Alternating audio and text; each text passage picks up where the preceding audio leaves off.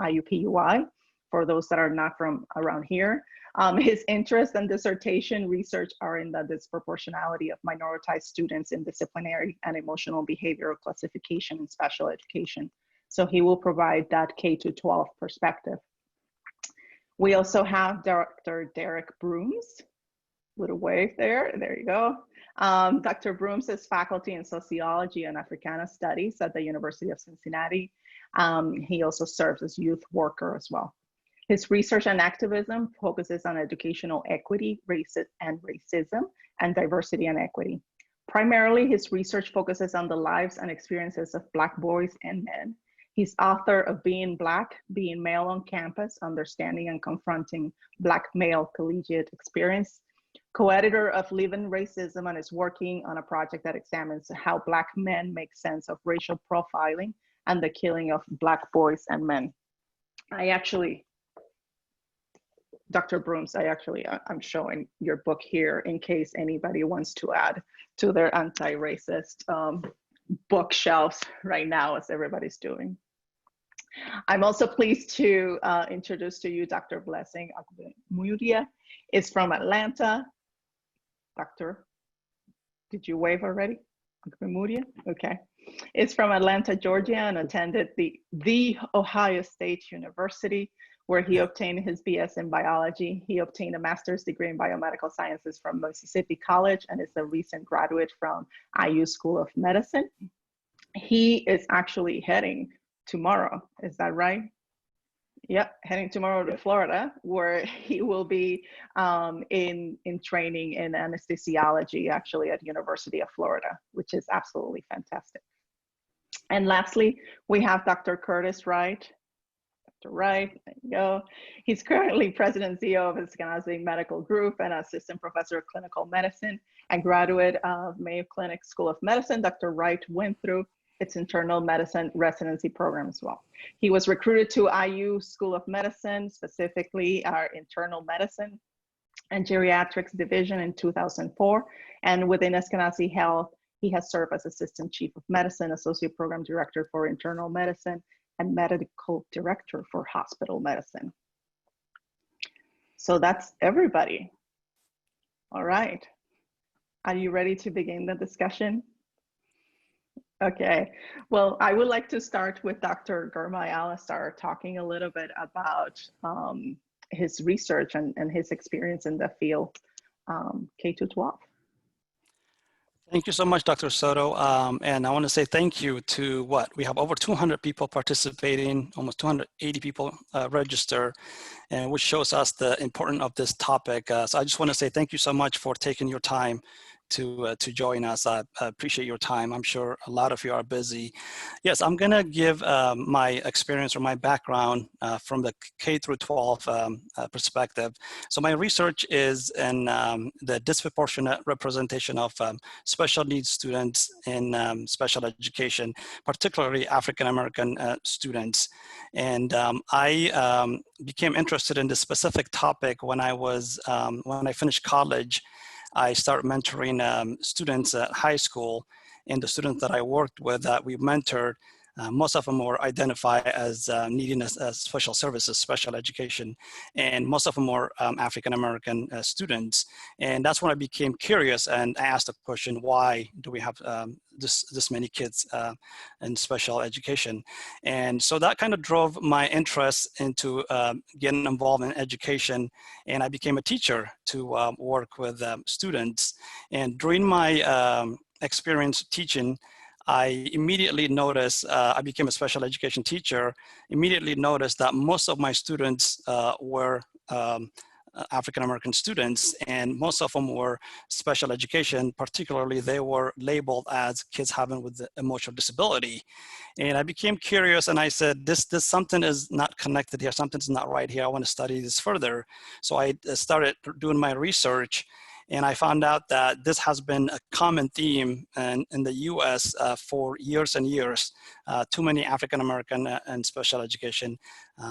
And I asked the question again, why? So, and I found out that the big topic, big findings from the research was that a lot of schools and a lot of school districts did not have early intervention in place. So the federal government said we need to do something about this. So if you're familiar with special education and the policy, the big policy, the umbrella policy, the federal policy is called Individuals with Education Disability Act, IDEA. And what that does is that protects all the students that have special needs. And so the IDEA said that we need to do something about it. We need to have early intervention. So in 2004, the Individual with Education with Disability Act reauthorized the policy. And with that language, they said that we need to put early intervention in place, and which is great. So my research said, well, let me investigate if policy, the change in policy in 2004 had an impact on this specifically on this disproportionate representation of students in special education. So I collected a national data to find out the impact. So my finding was was very interesting. Yes, the policy change did have an impact on reducing the students that were placed in special education, specifically African American. But what my research found also was that actually the policy impacted white students than it did African American students.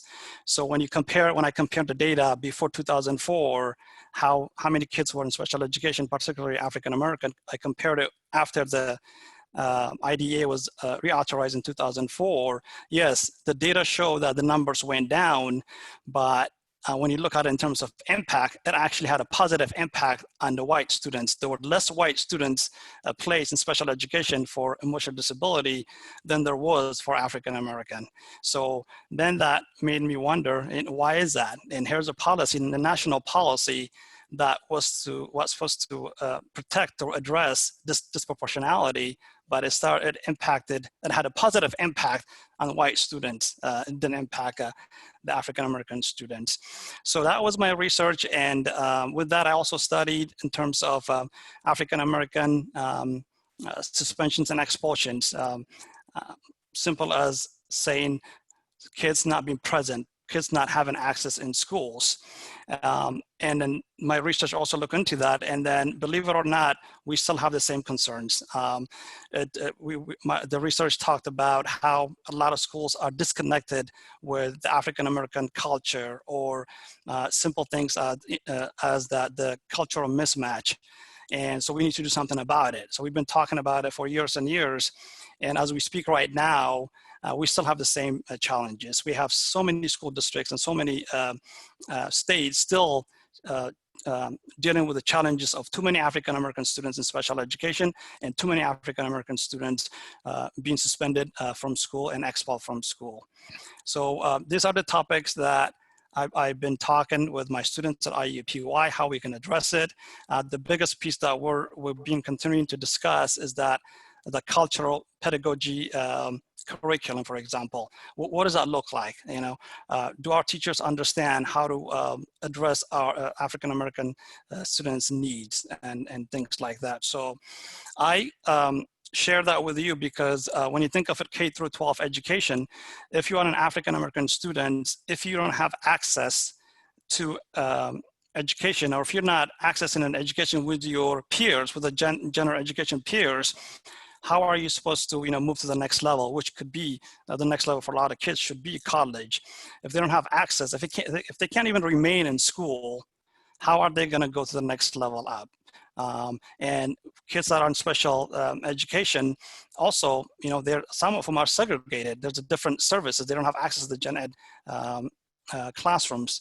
So those are some of the impacts that continue to occur in our system, even with reauthorization of IDEA, which is the federal policy, it continue to cycle. So we have challenges that we're facing, and I enjoy this work, and I continue to do this work because I want to make sure that African American students have access to quality education so they can continue to the next level up.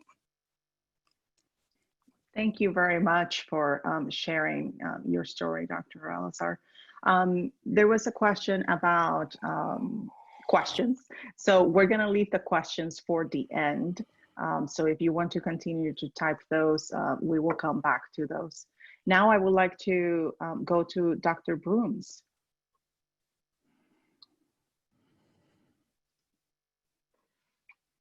Oh, you have to unmute Dr. Brooms. There you go. Thank you.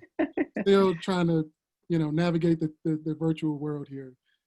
I just wanted to start by echoing Dr. Alazar's comments as well, to say thank you all for kind of joining us today, but then even more importantly, thanks to Dr. Soto for pulling this panel together.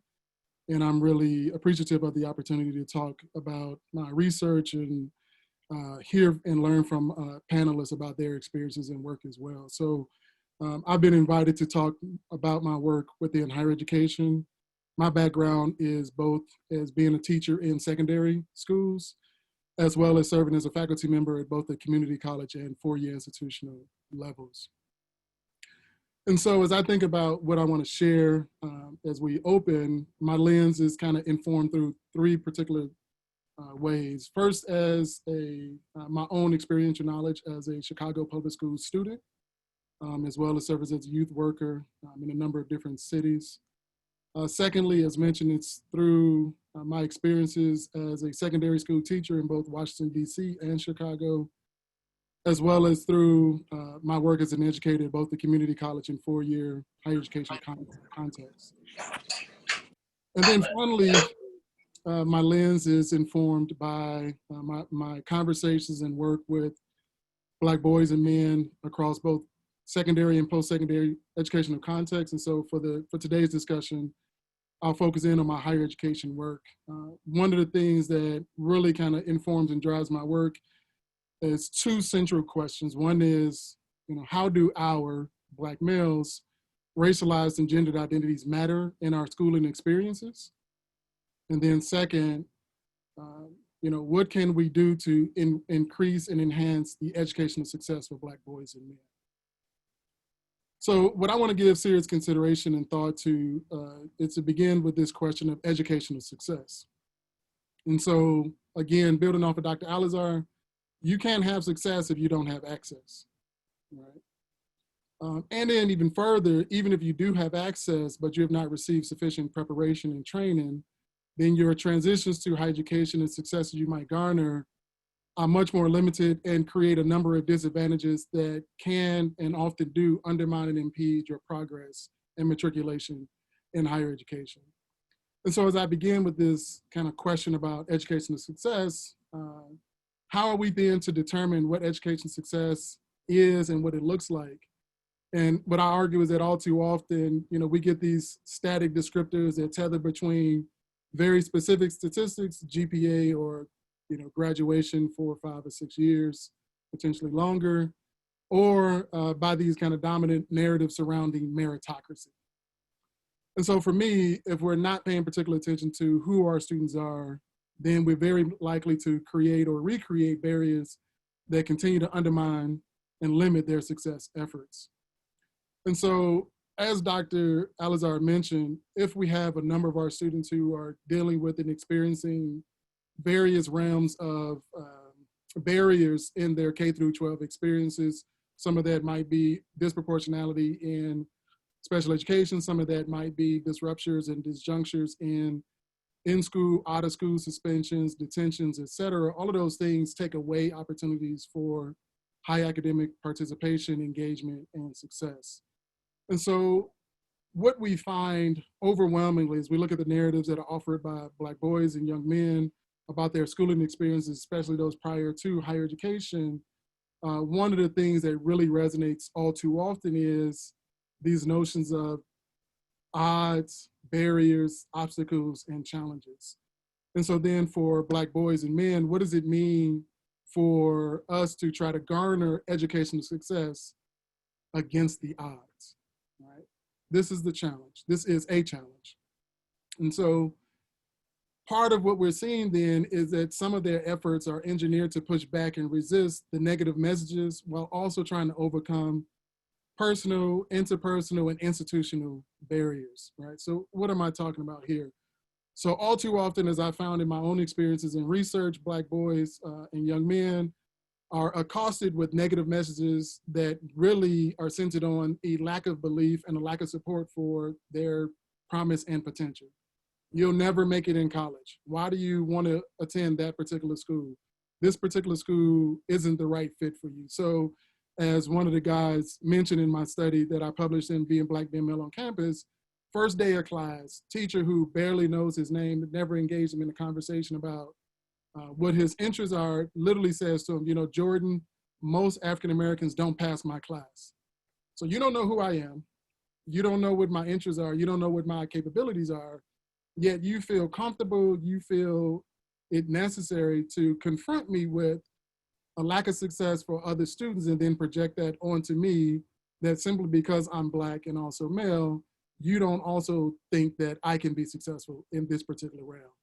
And so this really kind of speaks to the ways in which our racialized and gendered identities can be weaponized that inform lowered or even no expectations for our educational success.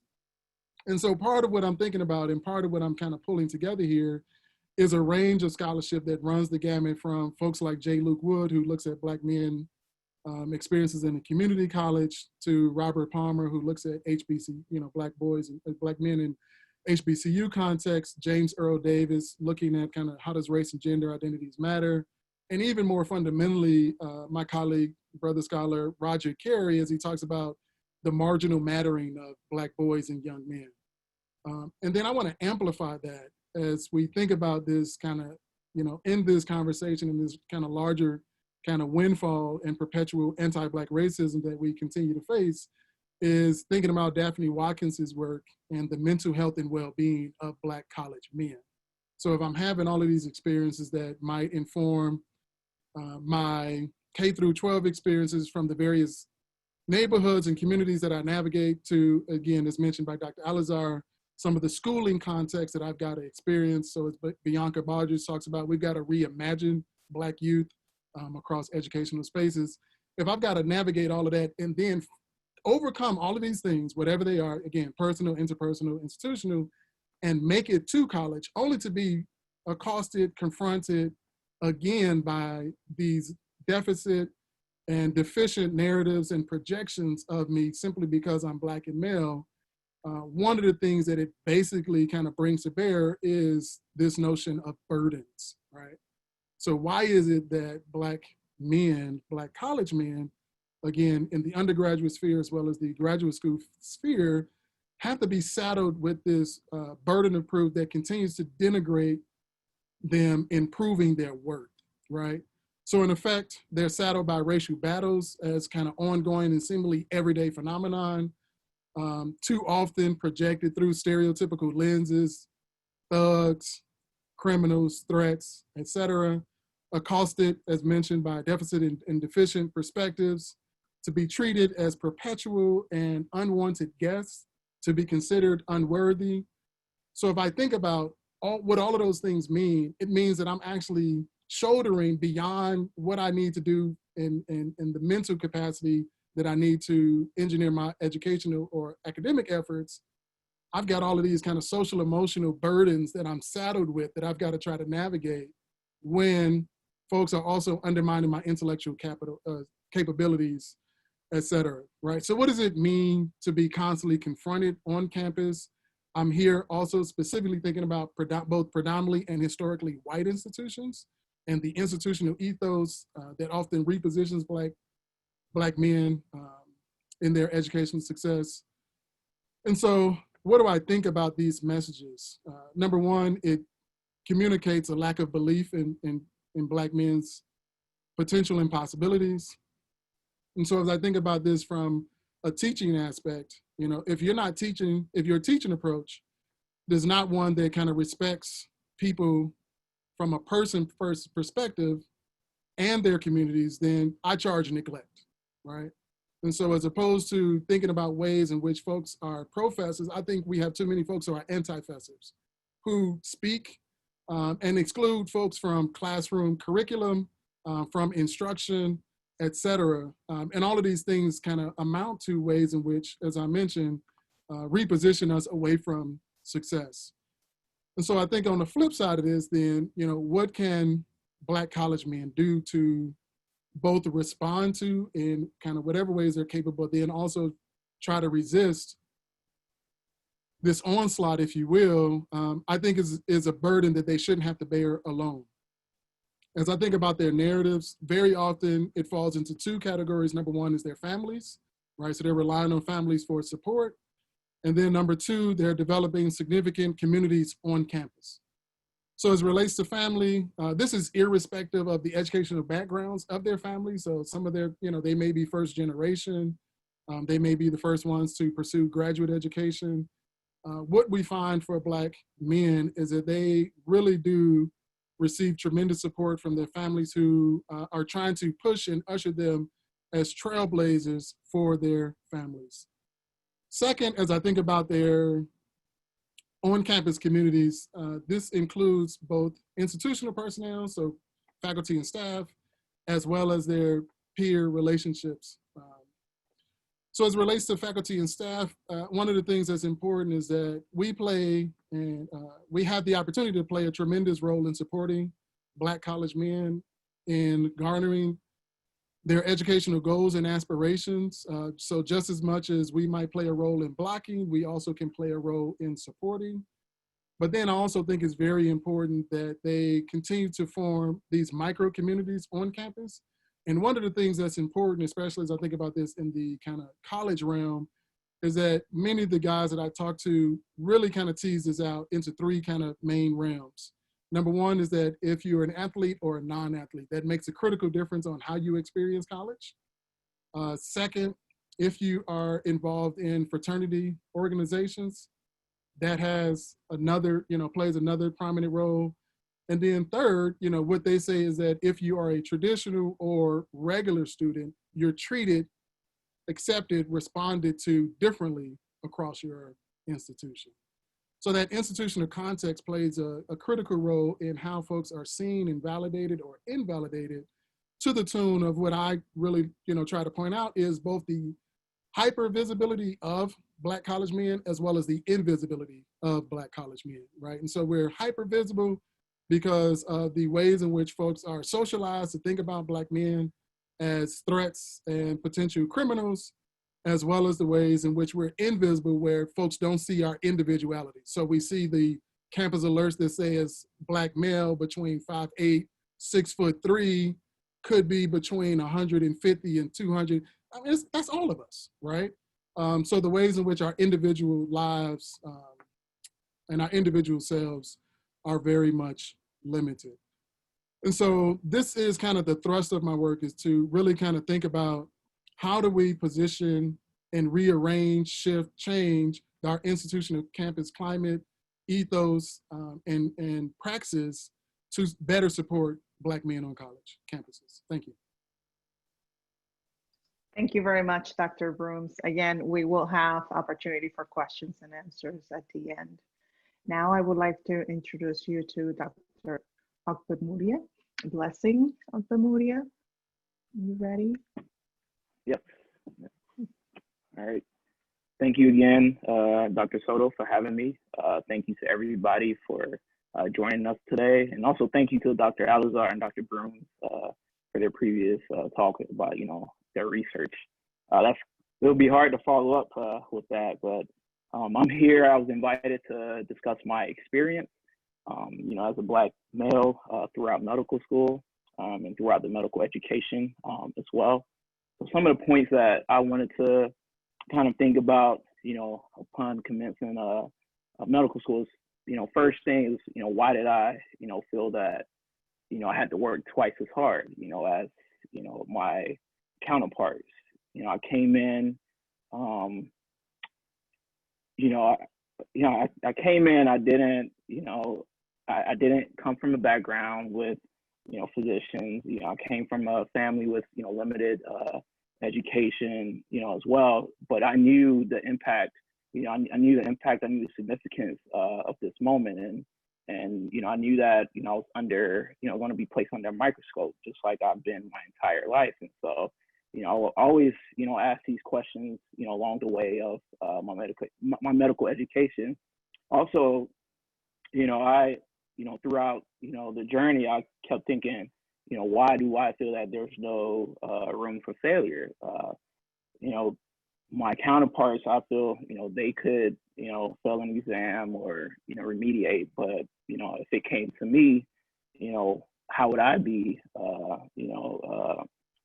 judged and stereotyped? Will I be, living up to that standard that they, or their expectations as well? So for me, that was another drive, it was another factor and kind of pushing me to ensure I did not live up to those, stereotypes. And as well, I had to think about, my personality, how will I be accepted? Do I, kind of, hide my personality or quote unquote my blackness, as well, to be accepted, by my colleagues, so these are some of the things that, again, I had to maneuver throughout my preclinical years.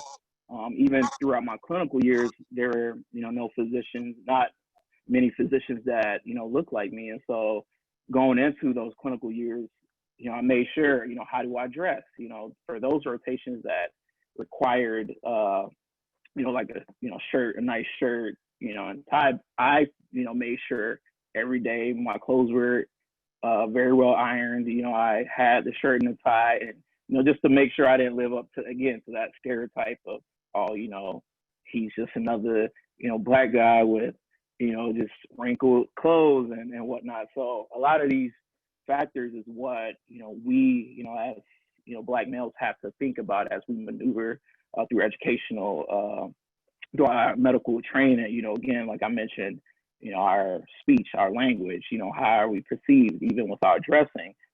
Sometimes I'll be on campus, again, just in sweats, and I've, again, been asked for my ID and, questioned if I was a medical student. I know I had some other colleagues can, share these same sentiments as well. And so these are, some of the things that, again, I would like even the audience to think about, especially, our white audience, to think about, your privilege and, how, when you're aware of it, when you think about it, how can, being aware of it, how can that help dismantle the system that, continues to, propagate racism within, our profession and within the medical training as well.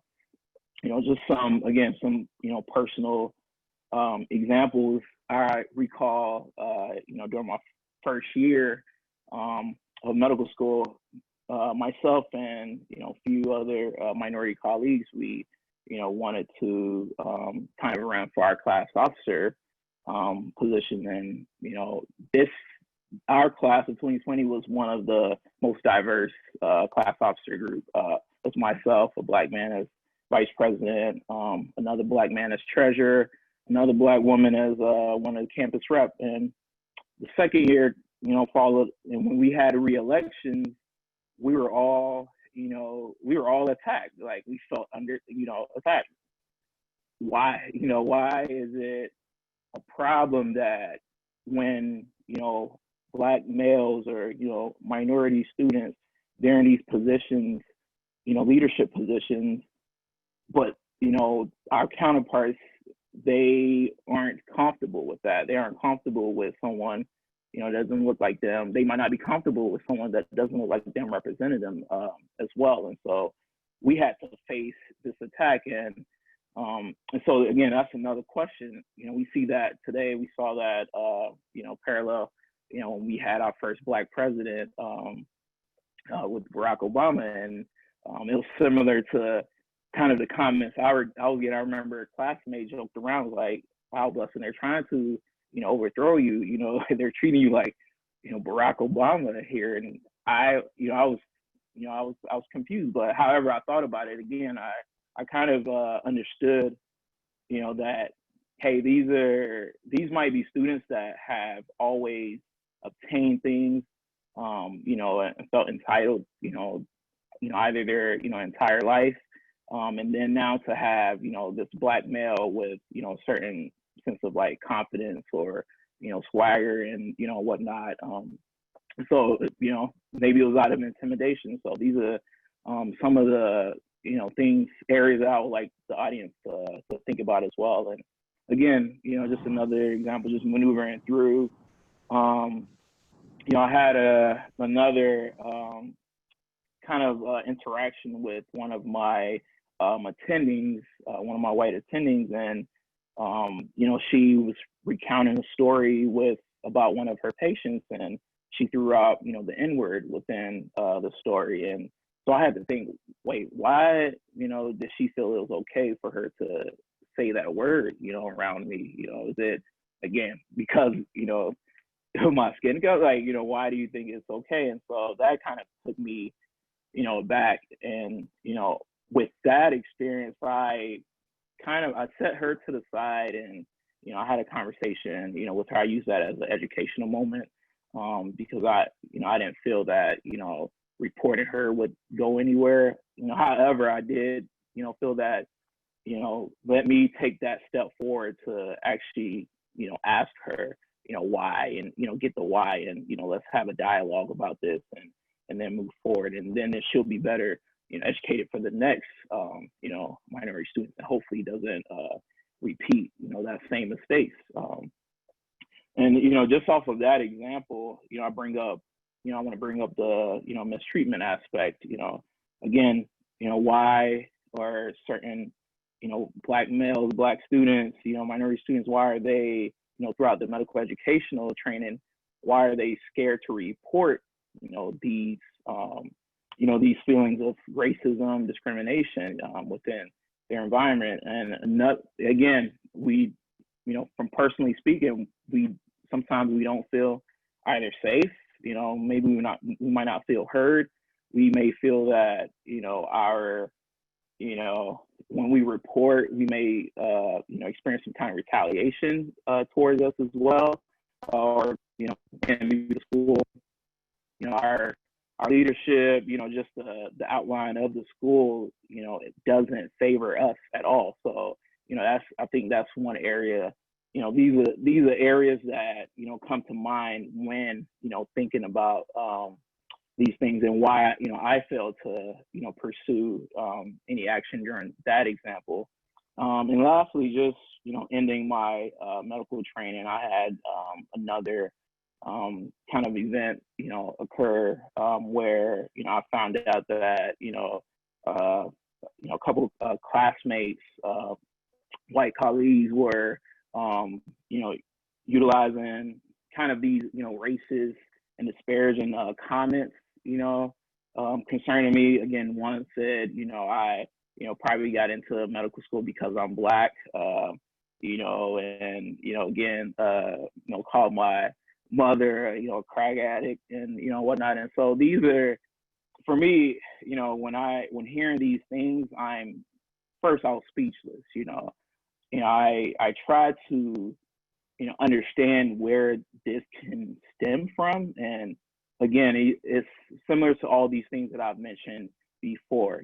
These are individuals that again might not have to have maneuvered through educational spaces with people that don't look like them, and these are people that have obtained things easily throughout their training as well. And then now you have someone else from a different background, different a minority group, who is achieving these things that you didn't think were possible at all. And so it's kind of, again, disheartening and discouraging that we still have these sentiments. And as a Black male within the medical educational training, we still are discredited regardless of our achievements throughout our journey. And for me, I know that, again, that's not going to end here.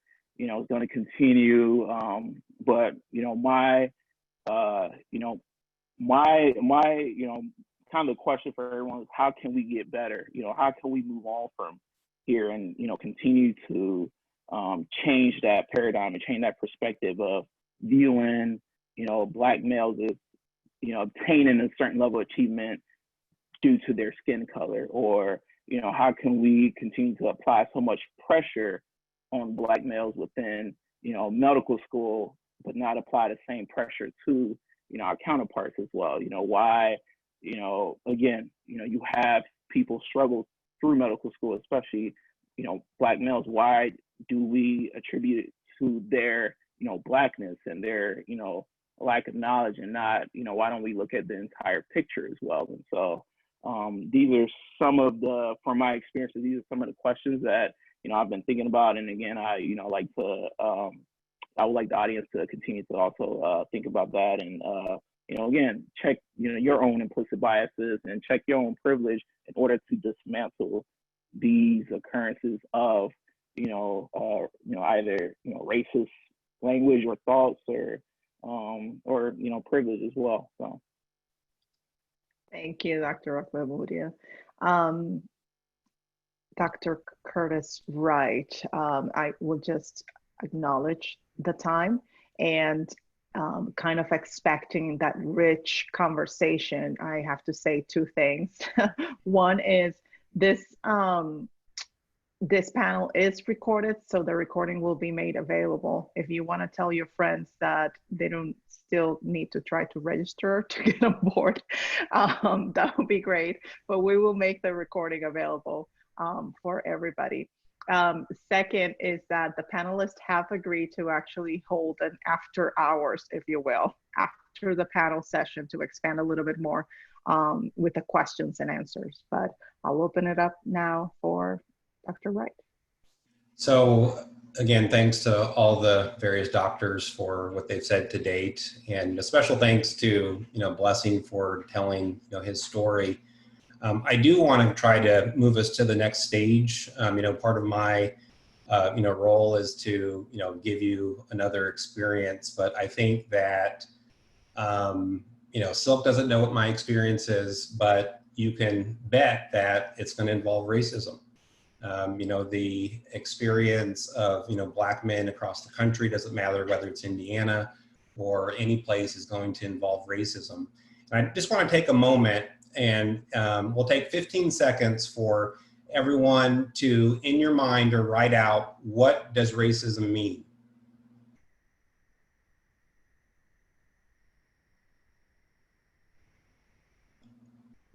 So write it out or think in your head, because I think this frames what I've experienced over the last 16 years and certainly over the last decade thinking through this.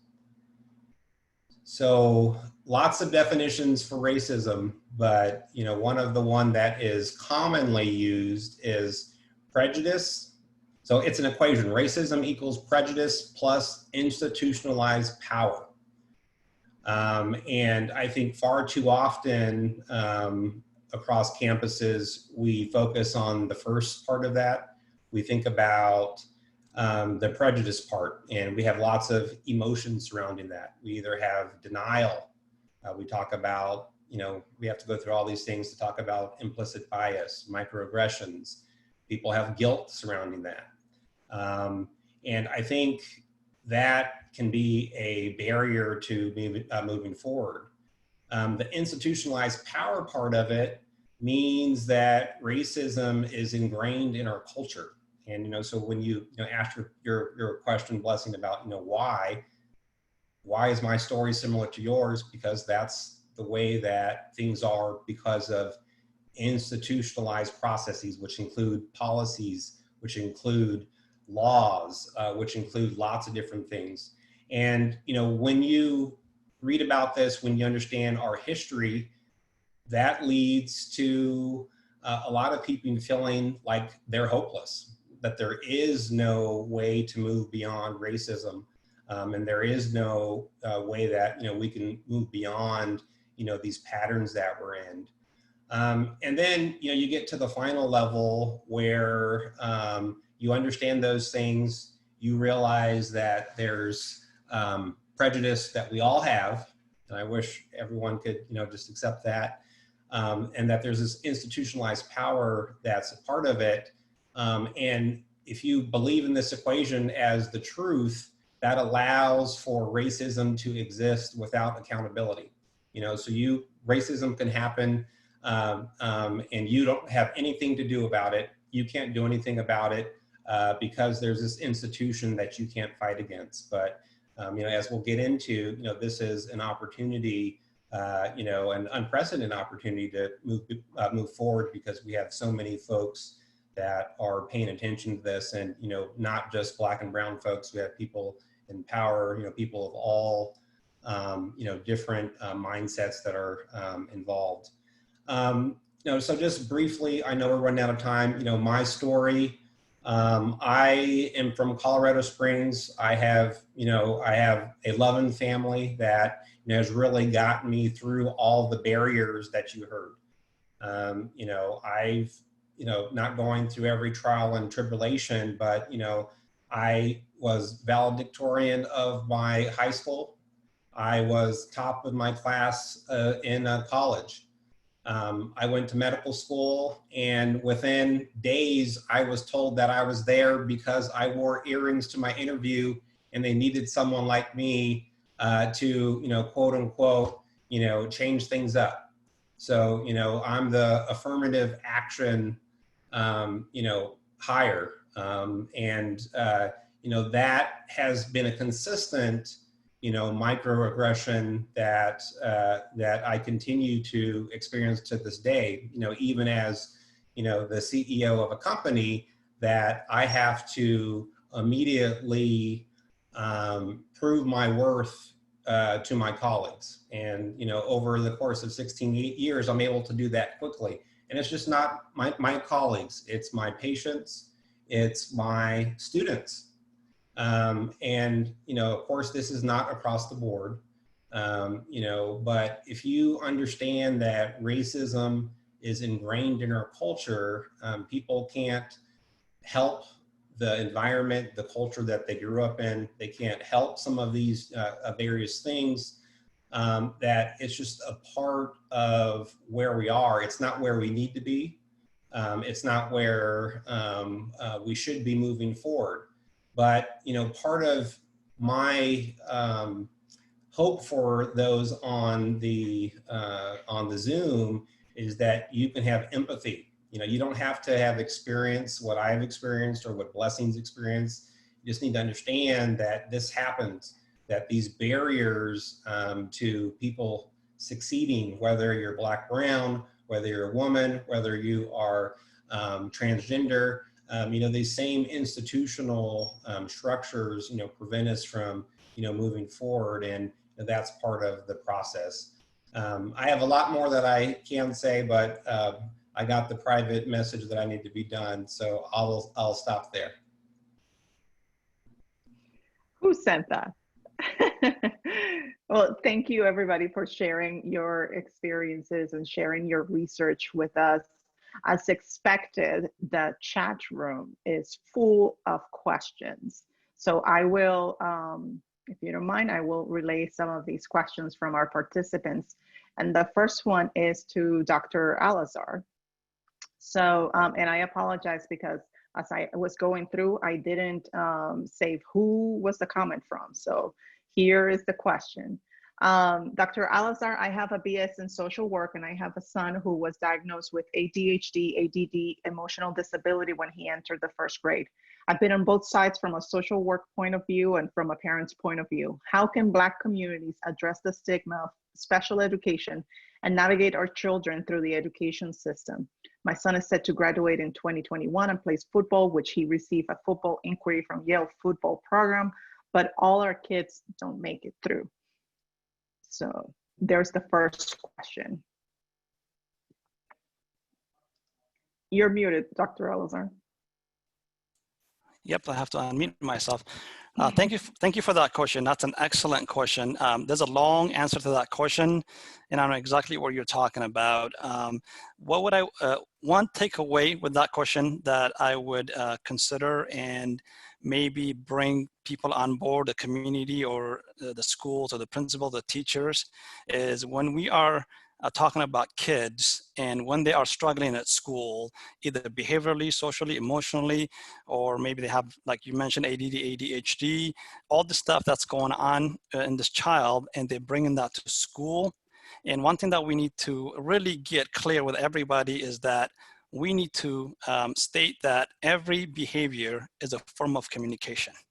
So when the child is displaying all this behavior, the ADHD or the emotional behavior, what is that behavior telling us? And from my experience, I can tell you right now, a lot of that behavior that the child is displaying, a lot of it is environmental. And so when we talk about environmental, now what environmental is affecting that child? What kind of environment are we providing this child? Obviously, his behavior is telling us something, but we don't. A lot of times what we do is we point at the child's behavior and we say, what is wrong with that child? And my job as an administrator working in this field, and this is why I love about my job, is to reverse that philosophy, to reverse that lens, is what in the environment is causing this child to act this way? Because his behavior or her behavior is telling us something. And our job is to figure out what the behavior is. So I challenge everybody, an educator, a parent, or a mom, when children are displaying a specific behavior, that we need to say that that behavior is communicating something to us, and what is it? And it is our job as educators or community members to figure out what that is so we can help that child. That's how we're gonna get to the root of the problem or the challenge for that child.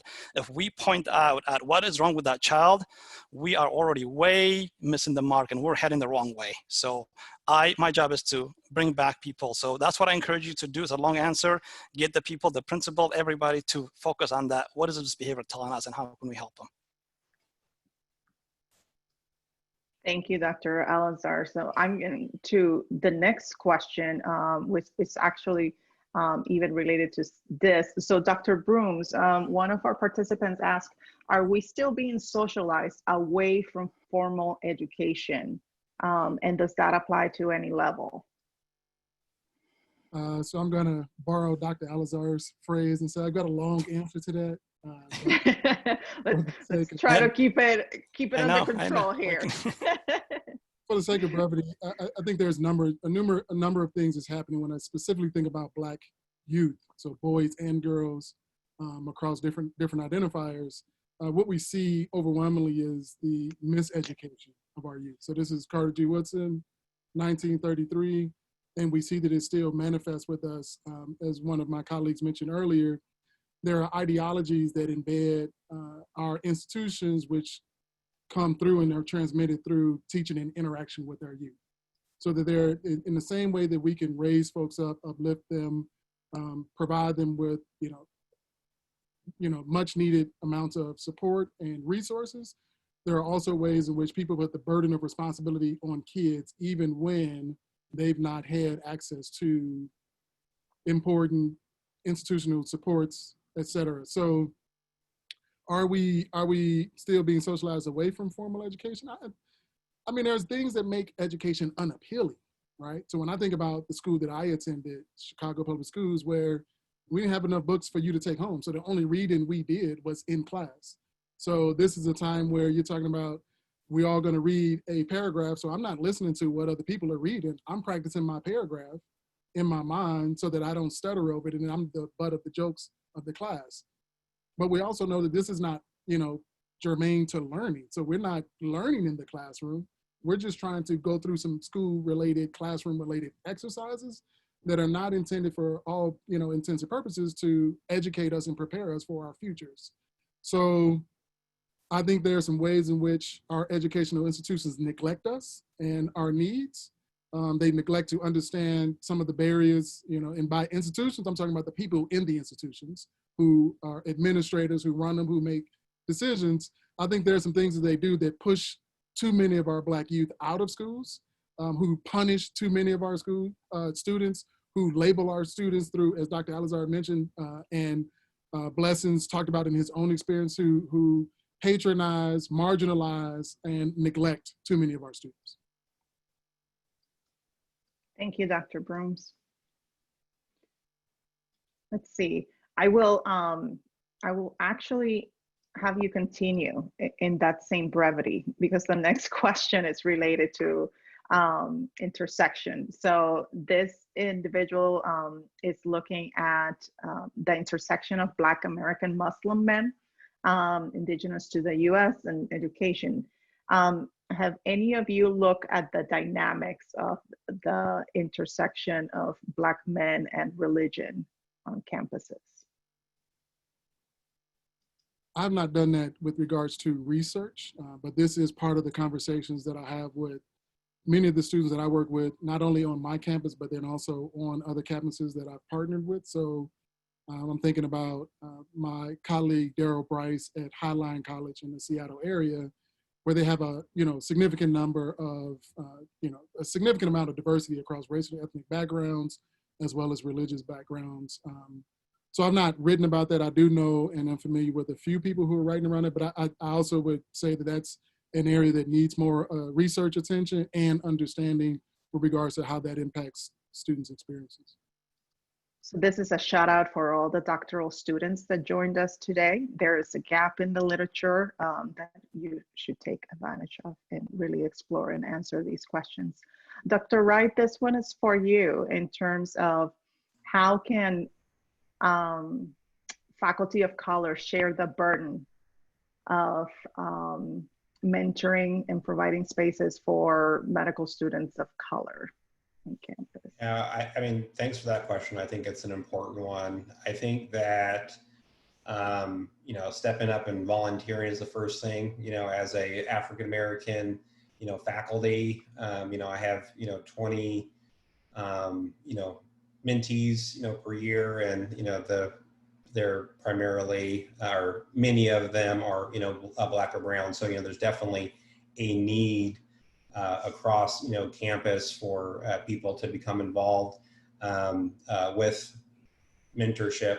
I do want to say that for, all, learners, it is important to have a, variety of mentorship. You do want to, try to, branch out. You don't want to exclusively have mentors that look like you. I think it's important to have that breadth. I think that throughout my career, I've certainly have had a number of mentors, Black, brown, and white, that have, got me to where I am today. And, speaking of, these institutional communities, I have several of those on campus, despite, racism, it's alive and well everywhere. That's what gets you through the day is, having those communities, whether it's people that look like you or whether it's people that are like-minded, and again, have that empathy to be able to understand where you're coming from. Thank you. Thank you. We are approaching 5 o'clock, so I will give this, I don't know, maybe give you 2 minutes to address this, Dr. Ogbemudia.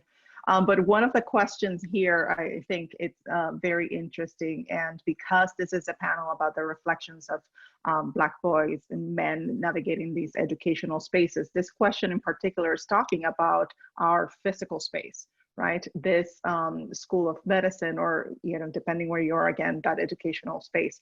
So how are we supposed to do something related to the way these issues are happening in that particular space? What will you take, I guess, now that you are heading to residency, regarding not only your experience at the School of Medicine, but also you're still in training, there's still more to come. How do you think that physical space affects these experiences? Yeah, that's a good question. I think one thing, a mentor told me earlier in medical school is that not all battles are worth fighting. So that has kind of stuck with me, and kind of what Dr. Wright said. This is something that's institutionalized that, we would never, currently, kind of circumvent. But, something that I've learned, again, from my experience and, just my recent experiences, just dealing with things more on a professional level. I think it's allowed me to grow and utilize also my support group, because I didn't, I wrote to the school about this incident, sent out a call to action letter, but I didn't do it alone. I had support from, my colleagues and again, diversity council at IUSM. And again, similar to what Dr. Wright said, I've been lucky enough to connect with, a variety of, whether it's, colleagues or, faculty members and, from all backgrounds. And so I've been able to garner support from that just because of, who I am and, just interacting with, every individual. So, I would say, again, just moving forward is not every battle is worth fighting. And again, for those that are clear cut and, are, you have evidence in a sense, and there's no tolerance for that and for fear of, patient safety for the future, you do have to, kind of maneuver through things strategically and, be professional at the same time and utilize kind of your support system and your network around you to facilitate change, similar to, what I did. And some of the things that we kind of are, getting changed with that is one, screening applicants better, for entering medical school. We need more cultural competency questions to kind of challenge, biases and racism. And yes, this isn't, completely foolproof, but, I think it's a great start. And, likewise, enforceable